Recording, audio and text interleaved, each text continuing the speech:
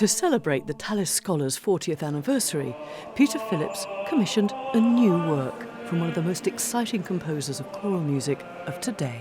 The world premiere was at St. Paul's Cathedral.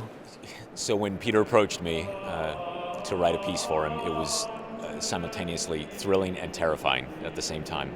I've been a fan of the Tallis Scholars since I fell into choir 22 years ago. And the idea of writing something for them, it's a dream come true. But then what to write, that was the big question.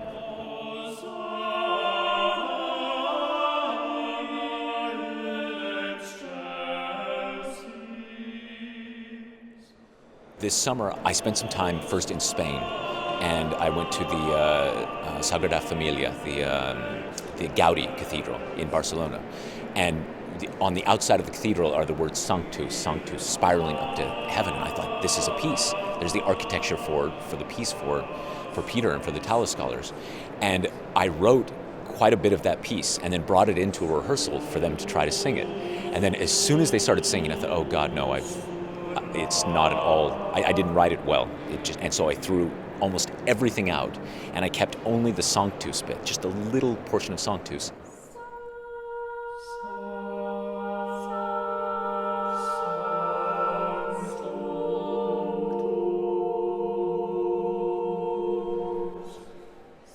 And then I called my friend Charles Anthony Silvestri, the poet with whom I've written a number of pieces, and said, all right, I'd like to craft a story in Latin about Sainte-Chapelle, because I'd also gone to Paris, using this little musical motive.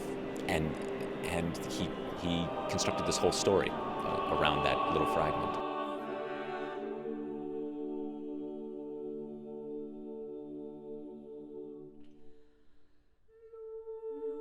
The story basically is that this young, innocent girl, Virgo Castissima, a virgin, enters Sainte-Chapelle and kneels and hears angels in the stained glass singing softly to her, Sanctus, Sanctus.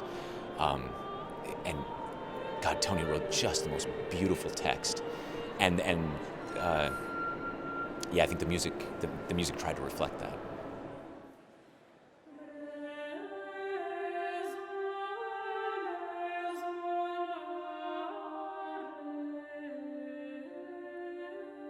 Sainte-Chapelle is now part of the Tallis Scholars' repertoire, so it has to sit comfortably alongside music written more than 400 years ago.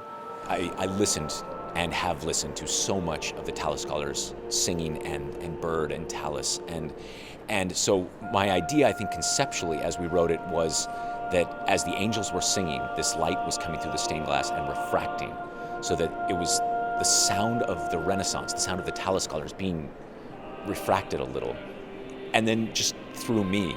I think even if I were to try to write in the style of Thomas Tallis, it would sound like me. I can't ever escape me. Do you know what I mean? And so the end result hopefully sounds modern, but ancient at the same time. Just watch the dynamic markings. Given their usual repertoire of music of the Renaissance, the Tallis Scholars aren't used to having a composer turn up at rehearsals. What would they like to work with? Well, first, they were incredibly flexible. As I said before, I wrote something for them, didn't like it, and then threw it all out. And then I brought them in another piece of music that was closer to it, kept changing. Even to the last minute, I was making small adjustments here and there. And they were a dream. And they sounded exactly the way that I imagined in my head. And Peter's I was tonight just fixated on his hands while he was conducting. His hands are just so polished and lovely. It was a great experience.